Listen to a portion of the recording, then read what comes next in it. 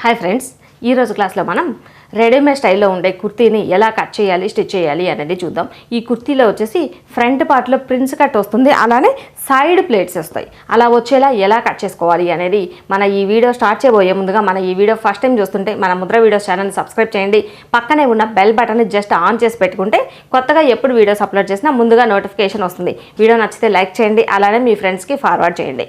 ఇప్పుడు మనం రెడీమేడ్ స్టైల్లో ఉండేలాగా ఫ్రిల్స్ వచ్చేలా ఈ కుర్తీని ఎలా కట్ చేయాలి, స్టిచ్ చేయాలి అనేది చూసేద్దాం. ఇప్పుడు మనం ఈ కుర్తీని కట్ చేసుకోవడానికి 2 మీటర్ల క్లాత్ని తీసుకున్నాను. ఇది వచ్చేసి నాకైతే షార్ట్ హ్యాండ్స్ వస్తుంది. అదే కనుక మనకి ఒకవేళ ఎల్బో హ్యాండ్స్ లేదంటే 3/4 హ్యాండ్స్ కావాలి అనుకుంటే కనుక 2.5 మీటర్ క్లాత్ తీసుకోండి, సరిపోతుంది.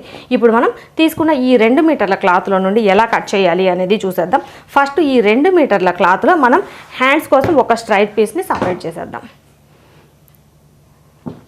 ఎలాగో షార్ట్ హ్యాండ్సే కాబట్టి షార్ట్ హ్యాండ్స్కి ఎంత క్లాత్ సరిపోతుందో చూసుకొని దానికి సరిపడా క్లాత్ అంటే సుమారుగా మనకి పొడవు 6 లేదంటే 7 ఇంచులు ఎంత పొడవు పెట్టుకుంటున్నామో అనేది చెక్ చేసుకొని హ్యాండ్స్కి సరిపడా ఒక స్ట్రైట్ పీస్ని కట్ చేసేసుకోవాలి. ఇలా హ్యాండ్స్ కోసం చిన్న పీస్ని కట్ చేశాను. కట్ చేసిన ఈ పీస్ని పక్కన పెట్టేసుకొని ఇప్పుడు మనం ఈ మిగిలిన క్లాత్లో కుర్తీని కట్ చేసేసుకుందాం. ఈ మిగిలిన క్లాత్లో ఇప్పుడు నాకైతే ఈ క్లాత్ విడ్త్లోనే పొడవు సరిపోయింది. ఇలా ఈ పొడవు సరిపోయింది కాబట్టి ఇక ఈ మొత్తం క్లాత్ని 4 మడతలు వచ్చేలా ఫోల్డ్ చేసుకోవాలి. అంటే మొత్తం తీసుకున్న ఈ 2 మీటర్ల క్లాత్లో హ్యాండ్స్ కట్ చేయగా మిగిలిన ఈ క్లాత్ని ఫస్ట్ ఇలా డబుల్ ఫోల్డ్ చేసేసుకోవాలి. ఇలా డబుల్ ఫోల్డ్ చేసేసుకున్న తర్వాత మరలా ఇంకొక ఫోల్డ్ చేసేసుకోవాలి. అంటే మొత్తం 4 మడతలు వచ్చేలా ఈ క్లాత్ని ఫోల్డ్ చేసేసుకోవాలి. ఇలా క్లాత్ని మొత్తం 4 మడతలు వచ్చేలా ఫోల్డ్ చేసుకున్న తర్వాత ఇప్పుడు మనం కటింగ్ ప్రాసెస్ని చూసేద్దాం. ఇది వచ్చేసి ఫస్ట్ బాడీ పార్ట్ వరకు కట్ చేసుకుందాం. బాడీ పార్ట్ వచ్చేసి 15 ఇంచులు ప్లస్ పై వైపున చివరి వైపున ఖర్చు కోసం ఒక 1 ఇంచ్ ఎక్స్ట్రా కలుపుకొని 16 ఇంచుల దగ్గర మార్కింగ్ చేసేసుకొని ఈ మార్కింగ్ మనకి ఎక్కడ క్రాస్గా రాకుండా ఉండడం కోసం ఇలా స్ట్రైట్గా ఒక లైన్ని డ్రా చేసుకోవాలి. ఇలా స్ట్రైట్గా ఒక లైన్ని డ్రా చేసుకున్న తర్వాత ఇప్పుడు మనం మిగిలిన కొలతల్ని తీసుకోవాలి. ఇప్పుడు వచ్చేసి ఫుల్ షోల్డర్ కొలత తీసుకోవాలి. ఇప్పుడు నేను బోట్ నెక్ మెజర్మెంట్ తీసుకుంటున్నాను కాబట్టి ఫుల్ షోల్డర్ కొలత తీసుకోవాలి. ఫుల్ షోల్డర్ వచ్చేసి 7 ఇంచులు మార్కింగ్ పెట్టేసిన తర్వాత దీనిలో మనకి నెక్ లెంత్, షోల్డర్ లెంత్ ఎంత అంటే షోల్డర్ లెంత్ ఎంత తీసుకోవాలి అనుకుంటున్నాము దానిని బట్టి ఈ షోల్డర్ కొలత తీసుకోవాలి. ఇప్పుడు నేనైతే 3 ఇంచులు షోల్డర్ కోసం పెడుతున్నాను. మిగిలిన కొలత వచ్చేసి మనకి ఈ నెక్ పార్ట్కి వచ్చేస్తుంది.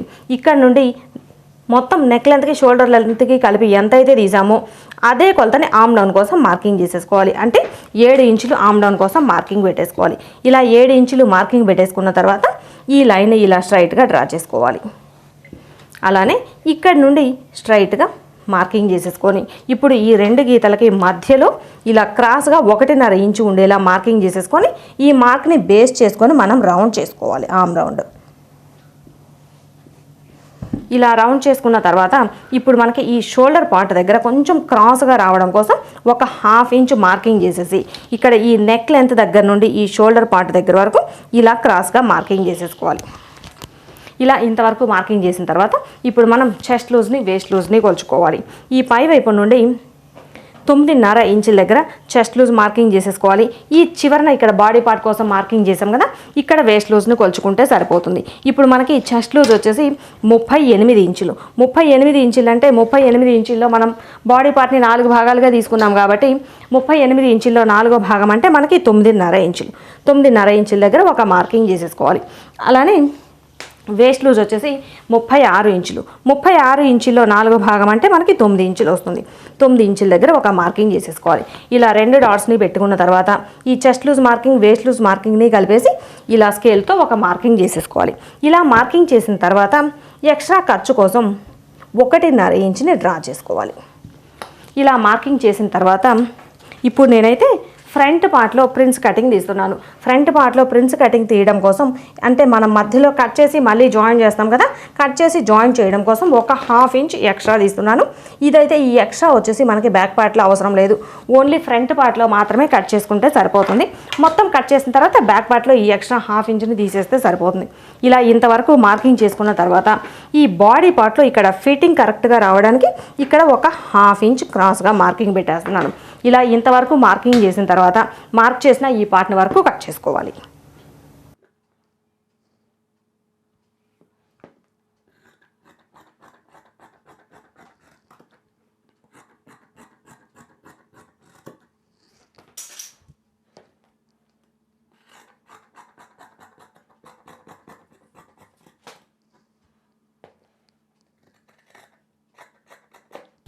ఇలా కట్ చేసుకున్న తర్వాత నెక్ లెంత్కి షోల్డర్ లెంత్కి మధ్యలో చిన్న టక్స్ని పెట్టేసుకోవాలి. అలానే ఇక్కడ మనం స్ట్రైట్గా మార్కింగ్ చేసాం కదా, స్ట్రైట్గా మార్కింగ్ చేసిన ఈ ఎక్స్ట్రా పీస్ని కట్ చేసుకోవాలి.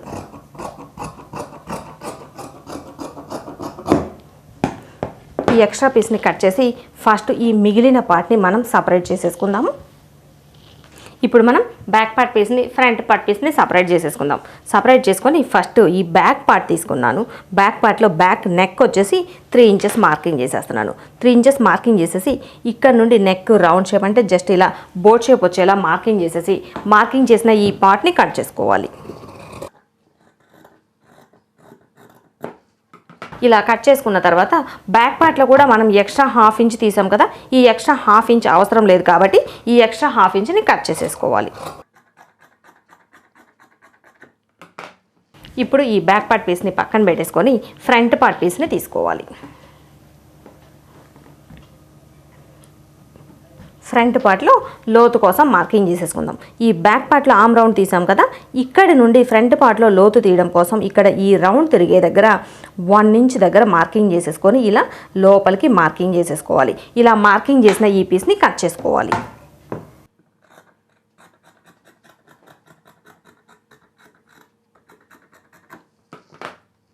ఫ్రంట్ పార్ట్లో నెక్ వచ్చేసి మనం నెక్ షేప్ తీసుకుందాము. ఇది వచ్చేసి ఒక బకరం పీస్ మీద మార్కింగ్ చేసుకొని తర్వాత స్టిచ్ చేసేసుకోవచ్చు.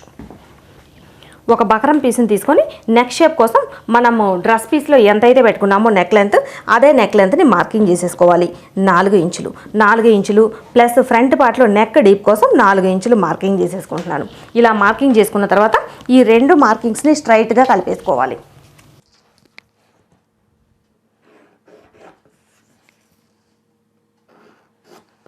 ఇలా ఈ 2 మార్కింగ్స్ని స్ట్రైట్గా కలిపేసుకున్న తర్వాత ఇప్పుడు మనం ఈ నెక్ షేప్ని రౌండ్గా డ్రా చేసేసుకోవాలి. ఇలా రౌండ్గా డ్రా చేసుకున్న తర్వాత ఇక్కడి నుండి 2.5 ఇంచ్ దగ్గర వరకు ఒక మార్కింగ్ చేసేసి ఇక్కడి నుండి జస్ట్ కొంచెం ఇలా నెక్ షేప్ వచ్చేలా ఇలా వి షేప్లో ఇలా క్రాస్గా మార్కింగ్ చేసేసుకోవాలి. ఇలా మార్కింగ్ చేసుకున్న తర్వాత ఈ బయట వైపు నుండి 30 ఇంచ్ ఎక్స్ట్రా ఉండేలా బయట వైపున ఇలా మార్కింగ్ పెట్టేసుకోవాలి. ఇప్పుడు మనం మార్కింగ్ చేసుకున్న ఈ పీస్ని కట్ చేసుకోవాలి.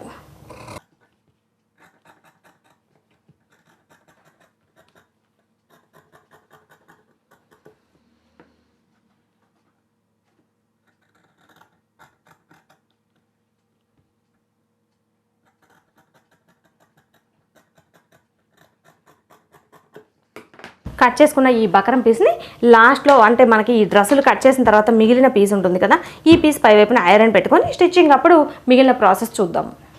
ఇలా ఇంతవరకు నెక్ పార్ట్ వరకు కట్ చేసుకున్న తర్వాత ఇక మనం ఈ డ్రెస్ పార్ట్లో ఫ్రంట్ పార్ట్లో ప్రిన్స్ కట్ షేప్ కోసం తీసుకోవాలి. ప్రిన్స్ కట్ షేప్ కోసం ఈ పై వైపు నుండి 9.5 ఇంచుల దగ్గర ఒక మార్కింగ్ పెట్టేసుకోవాలి. ఇలా ఒక మార్కింగ్ పెట్టేసుకున్న తర్వాత ఈ ఫోల్డింగ్ దగ్గర నుండి 4 ఇంచుల దగ్గర ఒక మార్కింగ్ పెట్టేసుకోవాలి.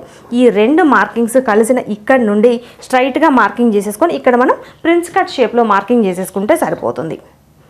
ఇక్కడ నుండి ఇలా స్ట్రైట్గా డ్రా చేసుకోవాలి. ఇక్కడ నుండి కొంచెం ఇలా కరువు తిరిగేలాగా ఈ ఆర్మ్ రౌండ్ ఉంటుంది కదా, ఈ రౌండ్ దగ్గర వరకు ఇలా కరువు తీసేసుకోవాలి. మనకి డ్రెస్ పార్ట్ కోసం ఇక ఎక్స్ట్రా ఏమీ షేప్ తీయాల్సిన అవసరం లేదు. ఎలా అయితే మార్కింగ్ చేసామో ఈ మార్కింగ్ చేసిన దగ్గర కట్ చేసి మరలా జాయిన్ చేసేస్తే సరిపోతుంది.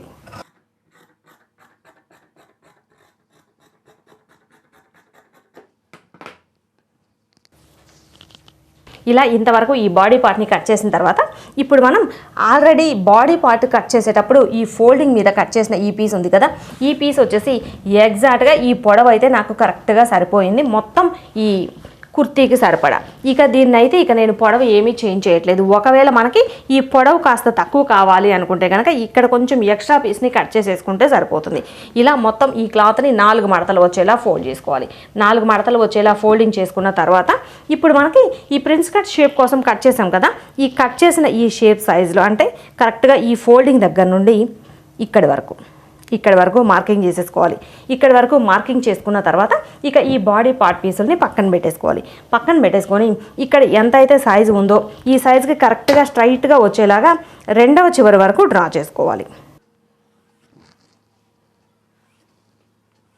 ఇలా డ్రా చేసుకున్న తర్వాత మధ్యలో ఈ పీస్ని కట్ చేసుకోవాలి. ఈ పీస్ని కట్ చేసుకొని మిగిలిన ఈ ఎక్స్ట్రా ఉన్న పీసు ప్రిన్స్ కట్ షేప్లో మిగిలిన పార్ట్ ఉంది కదా, ఈ పార్ట్, ఈ పీస్కి సరిపడా ఈ ఎక్స్ట్రా పీస్ని ఇలా సైడ్ జాయింట్ వైపున చిన్న చిన్న ప్రిల్స్ని పెట్టేసుకుంటే సరిపోతుంది.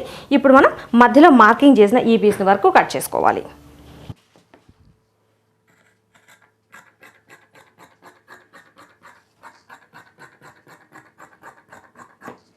ఇలా ఈ పీస్ని వరకు కట్ చేసుకున్న తర్వాత సైడ్ ఈ ఫోల్డింగ్ వైపున కూడా ఓపెన్ చేసేసుకోవాలి.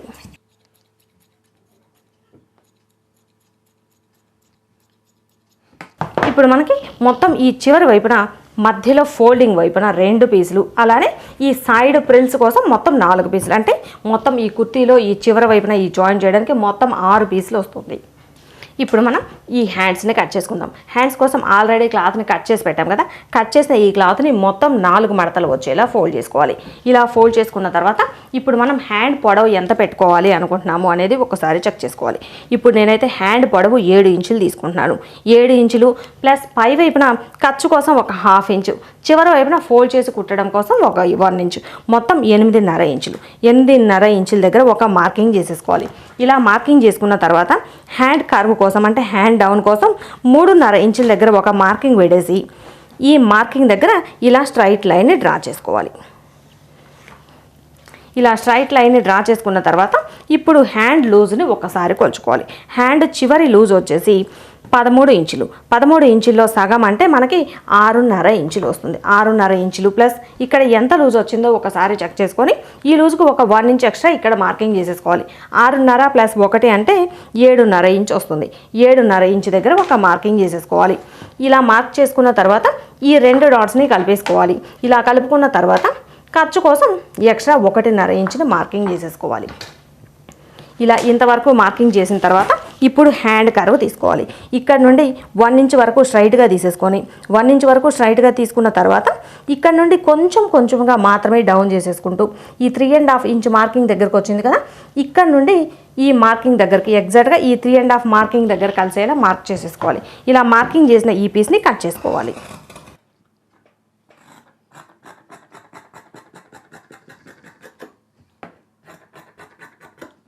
ఇలా హ్యాండ్ పీస్ని కట్ చేసుకున్న తర్వాత ఈ ఫోల్డింగ్ దగ్గర చిన్న టక్స్ని పెట్టేసుకోవాలి.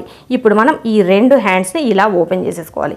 ఓపెన్ చేసుకున్న తర్వాత ఎక్స్ట్రా ఖర్చు కోసం మార్కింగ్ పెట్టాం కదా, ఈ మార్కింగ్ దగ్గర అలానే మధ్యలో టక్స్ పెట్టిన ఇక్కడ నుండి 1 ఇంచ్ దగ్గర స్ట్రైట్గా మార్కింగ్ చేసేసి ఈ డాట్కి మధ్యలో 3/4 ఇంచు ఉండేలా చూసుకోవాలి. 3/4 ఇంచు ఉండేలా చూసుకొని ఇక్కడ నుండి జస్ట్ ఇలా కొంచెం చిన్న షేప్ని మార్కింగ్ చేసేసి మార్క్ చేసిన ఈ పార్ట్ని కట్ చేసుకోవాలి.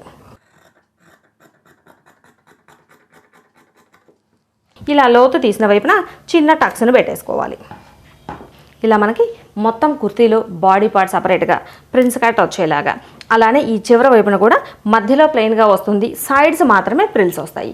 ఇలా మొత్తం రెడీమేడ్ స్టైల్లో ఉండేలాగా మొత్తం ఫ్రంట్ పార్ట్, బ్యాక్ పార్ట్, అలానే ఈ కుర్తీలో మిగిలిన పార్ట్, హ్యాండ్స్ ఇంతవరకు కట్ చేసుకున్న తర్వాత ఇక మిగిలిన స్టిచ్చింగ్ ఎలా చేయాలి అనేది మన నెక్స్ట్ క్లాస్లో చూసేద్దాం. ఓకే ఫ్రెండ్స్, చూసారు కదా, ఇలా రెడీమేడ్ స్టైల్లో ప్రిన్స్ కట్ వచ్చేలాగా అలానే సైడ్ ప్లేట్స్ వచ్చేలా కుర్తీని ఎలా కట్ చేయాలి అనేది ఇలా కట్ చేసుకున్న తర్వాత చాలా సింపుల్గా మనం ఈ కుర్తీని ఎలా స్టిచ్ చేసుకోవాలి అనేది మన నెక్స్ట్ క్లాస్లో చూసేద్దాం. ఈ వీడియో నచ్చితే లైక్ చేయండి, అలానే మీ ఫ్రెండ్స్కి షేర్ చేయండి. ఇప్పటివరకు మన ఛానల్ని సబ్స్క్రైబ్ చేయనట్లయితే మన ముద్ర వీడియోస్ ఛానల్ని సబ్స్క్రైబ్ చేసుకోండి.